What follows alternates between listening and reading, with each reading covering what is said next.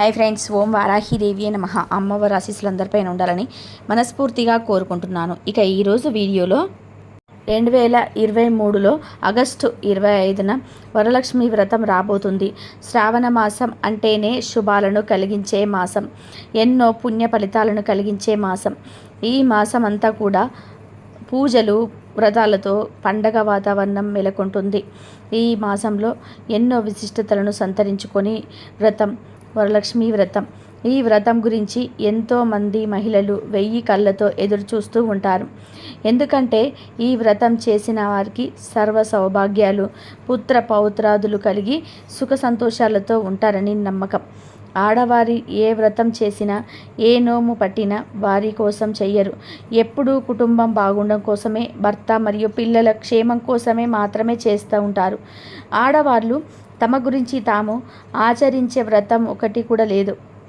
ఎప్పుడూ కుటుంబ క్షేమాన్ని కోరుకుంటూ, భర్త నిండు నూరేళ్ళు ఆయుధారోగ్యాలతో జీవించాలని కోరుకుంటూ చేసే వ్రతమే వరలక్ష్మి వ్రతం.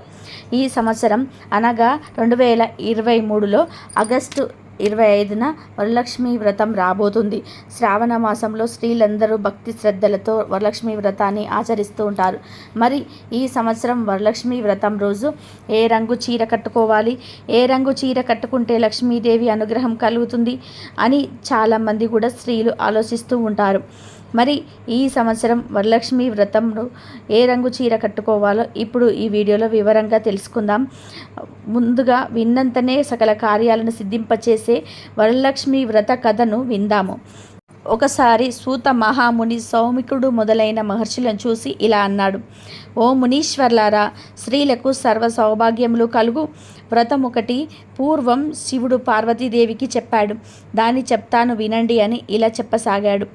ఒకరోజు కైలాస పర్వతమున శివుడు తన సింహాసనం మీద కూర్చొని ఉండగా పార్వతీదేవి ఆయనను సమీపించి, దేవా, లోకంలో స్త్రీలు ఏ వ్రతం చేస్తే సర్వ సౌభాగ్యములు పుత్ర పౌత్రాదులను కలిగి సుఖ సంతోషాలతో ఉంటారో అటువంటి వ్రతమేదో సెలవివ్వండని అడుగుతుంది. దానికి పరమేశ్వరుడు, ఓ దేవి, స్త్రీలకు పుత్ర పౌత్రాది సంపదలను ఇచ్చే వ్రతం ఒకటి ఉంటుంది. దాని పేరు వరలక్ష్మి వ్రతం. ఆ వ్రతంను శ్రావణ మాసంలో శుక్లపక్షమ పూర్ణిమ ముందు వచ్చే శుక్రవారం రోజు చేయవలనని చెప్పాడు.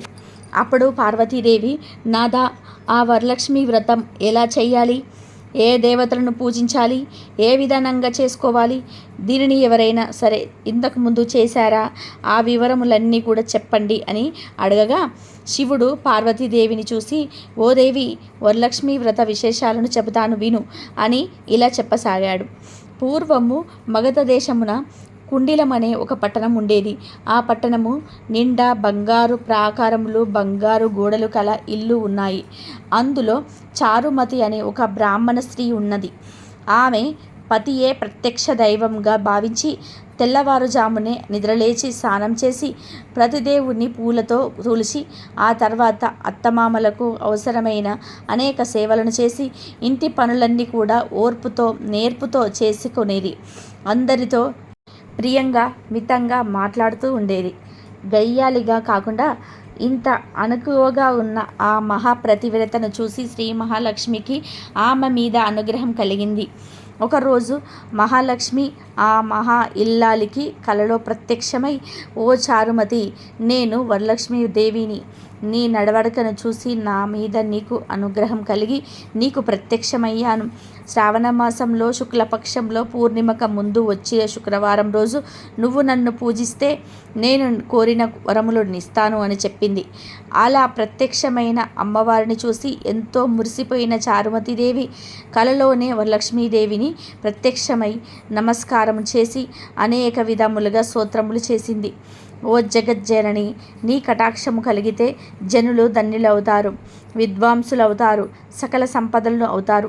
నేను పూర్వజన్మలో చేసుకున్న పుణ్యఫలం వల్ల నీ దర్శనమును నాకు కలిగింది అని చారుమతి అనగా వరలక్ష్మీదేవి సంతోషంతో చెందింది. ఆమె అంటేనే చారుమతి వెనుకనే వచ్చి 4 వైపున చూస్తే వరలక్ష్మీదేవి కనిపించలేదు. అప్పుడు ఆమెకు అర్థమైంది తాను కలగన్నదని. వెంటనే భర్తను, అత్తమామను లేపి చెప్పగానే వాళ్ళు కూడా చాలా సంతోషించారు. ఈ స్వప్నం చాలా ఉత్తమమైనది. దేవి అనుమతి ప్రకారం నువ్వు తప్పకుండా ఆ వ్రతం చెయ్యి అన్నారు. ఆ చారుమతి ఆనందంగా తన ఇరుగు పొరుగు ఉన్న స్త్రీలకు కూడా విషయం చెప్పింది. వాళ్ళు మరియు చారుమతి ఎంతో ఉత్కంఠతో శ్రావణ మాసం ఎప్పుడు వస్తుందని ఎదురు చూడసాగారు. వారి ఎంతో ఎదురుచూసిన పౌర్ణమి ముందు రోజు శుక్రవారం రానే వచ్చింది. ఈ రోజే కదా వరలక్ష్మీదేవి చెప్పిన రోజని ఎంతో ఉత్సాహంతో చారుమతి మొదలగు స్త్రీలందరూ కూడా పూజకు ఉపక్రమించారు. ప్రాతకాలమే నిద్రలేచి తలార స్నానం చేసి పట్టు బట్టలను కట్టుకున్నారు. చారుమతి ఇంట్లో అందరూ చేరారు. అక్కడ ఒక ప్రదేశంలో గోమయంతో అలికారు. ఒక మండపం ఏర్పాటు చేశారు. దాని మీద ఒక ఆసనం కూడా వేశారు. ఆసనం పైన కొత్త బియ్యం పోసి మర్రి చిగుర్లు, మామిడాకులు అలంకరణతో కలశం ఏర్పరిచారు. అందులోకి వరలక్ష్మీదేవిని ఆవాహనం చేశారు. చారుమతి మొదలగు స్త్రీలంతా ఎంతో భక్తి శ్రద్ధలతో పూజ చేశారు. పద్మాసనే పద్మకరే సర్వలోకేక పూజరే నారాయణి ప్రియే దేవి సుప్రీత భవ సర్వదా అను శ్లోకంతో ధ్యాన వాహనాది షోడశోపచార పూజలు చేశారు. 9 సూత్రములు గల తోరణాలను కుడి చేతికి కట్టుకున్నారు. వరలక్ష్మీదేవికి అనేక రకములైన పిండి వంటలను చేసి నైవేద్యం పెట్టారు. అన్ని తర్వాత ప్రదక్షిణలు చేస్తూ ఉండగా ఆ స్త్రీలందరికీ కూడా గల్లు గల్లుమని శబ్దము వినపడింది. వెంటనే తమ కాళ్ళను చూసుకుంటే గజ్జలు మొదలైన ఆభరణములు కనిపించాయి. చారుమతి మొదలైన స్త్రీలంతా కూడా వరలక్ష్మీదేవికి కృపా కటాక్షము కలిగాయని ఎంతగానో మురిసిపోయారు. రెండో ప్రదక్షిణ చెయ్యగానే చేతులకు దగదగలాడే నవరత్నాలు కూడిన కంకణములు మరియు ఆభరణములు కనిపించాయి. ఇక వాళ్ళ ఆనందం ప్రత్యేకించి చెప్పేదేముంది. మూడవ ప్రదక్షిణ పూర్తి కాగానే వాళ్ళ స్త్రీలందరికీ సర్వభూషణ అలంకృతులయ్యారు. చారుమతి మొదలైన ఆ స్త్రీల ఇళ్ళన్నీ స్వర్ణమయాలయ్యాయి. వాళ్లకు రథ గజ దురగ వాహనాలు ప్రసాదింపబడ్డాయి. చారుమతి ఇంటి నుంచి ఆ స్త్రీలను తీసుకొని పోవడానికి వారి వారి ఇళ్ళ నుంచి గుర్రాలు, ఏనుగులు, రథాలు, బండ్లు వచ్చాయి. ఆ స్త్రీలు మరియు చారుమతి అందరూ కలిసి వారి చేత శాస్త్ర ప్రకారం పూజ చేయించిన బ్రాహ్మణోత్తమునికి గంధము, పుష్పము, అక్షింతలతో పూజించి 11 కుడుమలను వాయనమిచ్చి దక్షిణ తాంబూలాన్నిచ్చి నమస్కారం చేసుకున్నారు. బ్రాహ్మణుడు వారిని ఆశీర్వదించారు. వరలక్ష్మీదేవికి నైవేద్యంగా పెట్టిన పిండి వంటలను బంధుమిత్రులతో తిని తమ కోసం వచ్చిన గుర్రాలు, ఏనుగులు మొదలైన వాహనాలతో వారి ఇళ్లకు బయలుదేరారు. వారు త్రోవలో చారుమతి భాగ్యమును తమ భాగ్యమును ముచ్చటించుకుంటూ వెళ్ళిపోయారు. లక్ష్మీదేవి తనంతట తానే స్వప్నంలో వచ్చి ప్రత్యక్షమవుట అంటే మాటలా? చారుమతి ఎంత అదృష్టవంతురాలు అని అనుకున్నారు. చారుమతికి ప్రత్యక్షమైన విధానం తమ దగ్గరే దాచుకొని తాను ఒక్కతే పూజించుకోకుండా తమ అందరికీ కూడా చెప్పి తమకు కూడా ఇంతటి సౌభాగ్యాన్ని కలగజేసిన చారుమతి ఎంతటి పుణ్యరాలు. అలాంటి ఆమె పరిచయం కలడం తామెంత భాగ్యవంతులము అని ఎంతో మురిసిపోయారు. అప్పటి నుండి చారుమతీదేవ్ సహా వారందరూ క్రమం తప్పకుండా ప్రతి సంవత్సరం కూడా ఈ పూజ చేస్తూ పుత్రపత్రాభివృద్ధి కలిగి ధన కనక వస్తు వాహనములు కలిగి సుఖ సంతోషాలతో ఉన్నారు. కావున పార్వతి ఈ ఉత్తమమైన వ్రతమును చేస్తే చారుమతి గనక ఎదుటివారి చెప్పి చేయిస్తే సర్వ సౌభాగ్యములు కలిగి శుభములుగా ఉంటారు. ఈ కథను విన్నవారికి చదివిన వారికి కూడా వరలక్ష్మి ప్రసాదము వలన సకల కార్యములు సిద్ధించును అని శివుడు ఆ పార్వతీదేవికి చెప్పినట్లుగా సూత మహాముని సౌనకాది మహామునులతో చెప్పి, మునులారా విన్నారు కదా, చారుమతి ఎదుటి వారి గురించి ఎలా కోరిందో. ఎదుటి మనిషికి మంచి కలగాలని కోరుకుంటే అమ్మవారు ఇంకా ప్రసన్నురాలవుతుంది, ఇంకా మీరు కోరకుండానే మంచి చేస్తుంది అని ముగించాడు. ఇక వీడియోలోకి వచ్చేస్తే అటు సంవత్సరం వరలక్ష్మి వ్రతం రోజు పసుపు లేదా ఆరెంజ్ కలర్ ఉన్న చీర కట్టుకుంటే చాలా మంచిది అని జ్యోతిష్య పండితులు చెప్తున్నారు. ఎందుకంటే అమ్మవారికి పసుపు మరియు ఆరెంజ్ కలర్ అంటే చాలా ఇష్టం. కాబట్టి మీరు కూడా వరలక్ష్మి వ్రతం రోజు పసుపు లేదా ఆరెంజ్ రంగులో ఉండే చీరను కట్టుకొని అందులోనూ అంచు ఉన్న చీర కట్టుకుంటే ఇంకా విశేషమైన అభివృద్ధి పొందుతారని పండితులు అంటున్నారు. కానీ ఈ చీరలో నలుపు రంగులో ఎలాంటి డిజైన్స్ ఉండకూడదు. వరలక్ష్మి వ్రతం రోజు ఈ రంగు చీర కట్టుకోవడం వలన నీ భర్త యొక్క ఆయుష్ పెరుగుతుంది, మీకు నిత్య సుమంగళి యోగం కలుగుతుంది. ఆడవాళ్ళు ఒకరే కాదు, ఇంట్లో ఉన్న పిల్లలు, పెద్దవాళ్ళు, మగవాళ్ళు అందరూ కూడా ఈ వరలక్ష్మి వ్రతం రోజు పసుపు లేదా ఆరెంజ్ కలర్ రంగులో బట్టలు ధరిస్తే చాలా మంచిది. శీఘ్రమే అమ్మవారు కరుణిస్తారు. కాబట్టి స్త్రీలు ఈ సంవత్సరం వరలక్ష్మి వ్రతంను ఈ రంగు చీర కట్టుకొని సుఖ సంతోషాలతో ఆనందంగా జీవించండి. అమ్మవారి అనుగ్రహాన్ని పొందండి. వరలక్ష్మీదేవికి ఒక ప్రత్యేకత ఉంటుంది. మిగిలిన లక్ష్మీ పూజల కంటే వరలక్ష్మీ పూజ శ్రేష్టమని శాస్త్రం చెబుతుంది. శ్రీహరికి ఇష్టమైన, పైగా విష్ణు జన్మ నక్షత్రమైన శ్రావణం పేరిట వచ్చే శ్రావణ మాసంలో వరలక్ష్మి వ్రతాన్ని చేసుకుంటే విశేష ఫలితాలు లభిస్తాయి. సర్వమంగళ సంప్రాప్తి కోసం, సకల అభిష్టాల కోసం, నిత్య సుమంగళిగా తాము వర్ధిల్లాలని పుణ్యస్త్రీలు ఈ వ్రతం చేసుకుంటారు. దక్షిణ భారతదేశంలో ఈ వరలక్ష్మి వ్రతాన్ని వివిధ సాంప్రదాయాల్లో ఆచరిస్తూ ఉంటారు. ఎవరు ఏ పద్ధతిలో పాటించినా శ్రీలక్ష్మిని కొలిచే తీరు మాత్రం అందరిది ఒకటే. సకల శుభకరమైన, సన్మంగళదాయకమైన వరలక్ష్మీదేవి పూజ జగదానందకరమైనదని భక్తులందరి ప్రగాఢ విశ్వాసం. వరాలు ఇచ్చే దేవతగా వరలక్ష్మీదేవిని కొలుస్తారు. ఈ వ్రతాన్ని ఆంధ్రప్రదేశ్, తెలంగాణ, కర్ణాటక రాష్ట్రాలలో స్త్రీలు అధికంగా చేస్తారు. ఈ వ్రతాన్ని ముఖ్యంగా వివాహమైన మహిళలు నిర్వహిస్తారు. ఈ రోజున వరలక్ష్మీ దేవతను పూజిస్తే అష్టలక్ష్ములను పూజ సమానమని నమ్మకంతో కుటుంబ సభ్యులు కూడా వరలక్ష్మి పూజలో పంచుకుంటూ ఉంటారు. ముఖ్యంగా మంచి భర్త, కుమారులు కలగాలని కూడా అమ్మాయిలు ఈ పూజ చేస్తారు. వరలక్ష్మీదేవి పూజిస్తే అష్టైశ్వర్యాలు అయినటువంటి సంపద, భూమి, శిక్షణ, ప్రేమ, కీర్తి, శాంతి, సంతోషం, శక్తి వంటివి లభిస్తాయని ప్రగాఢ విశ్వాసం.